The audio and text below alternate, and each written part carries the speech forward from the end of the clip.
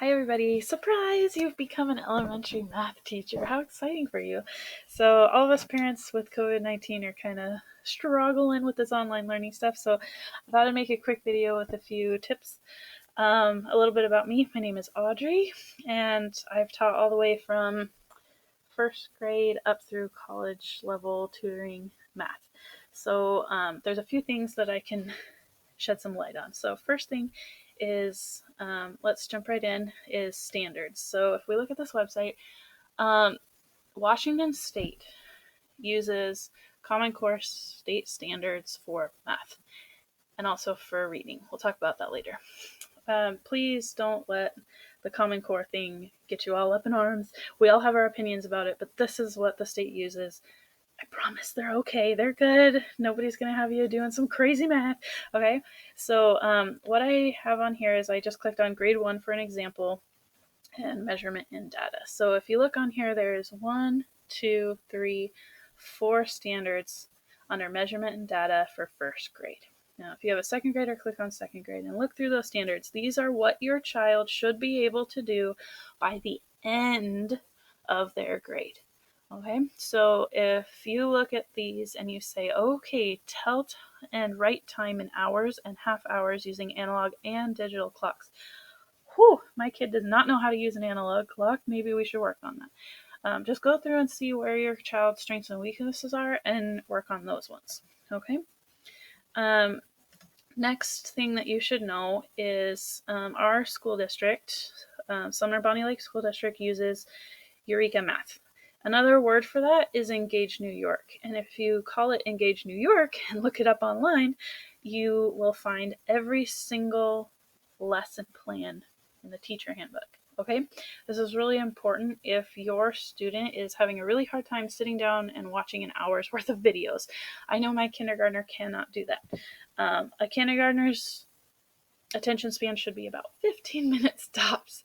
And so if you go to engagenewyork.org, you're going to find all of the lessons. So my first grader, her teacher left off on module 4, and so I just clicked on lesson 1, and if you look here, it's going to have the standards that are being assessed or taught in this lesson down at the bottom. Just like we talked about before, these standards, they're down here at the bottom. That links with all of them.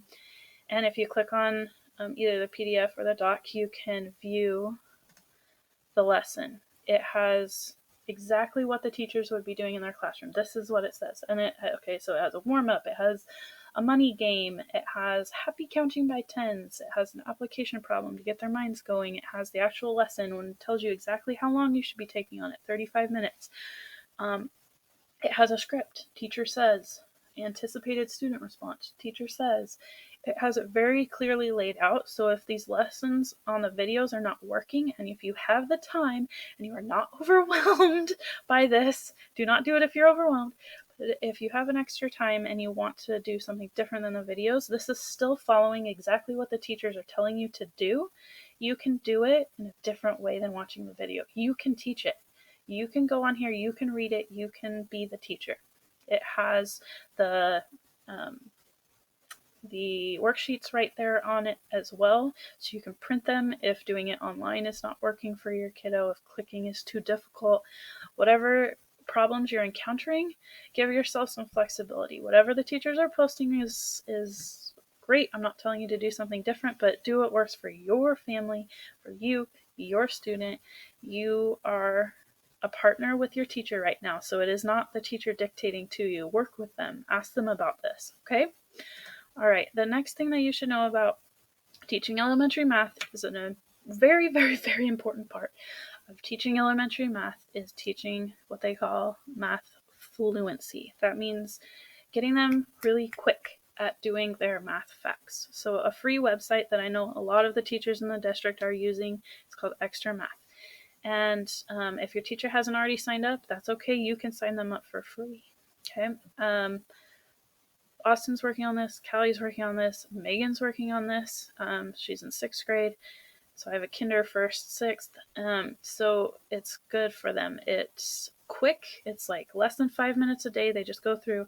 And the purpose of getting faster at those facts is so that when they get into higher level math,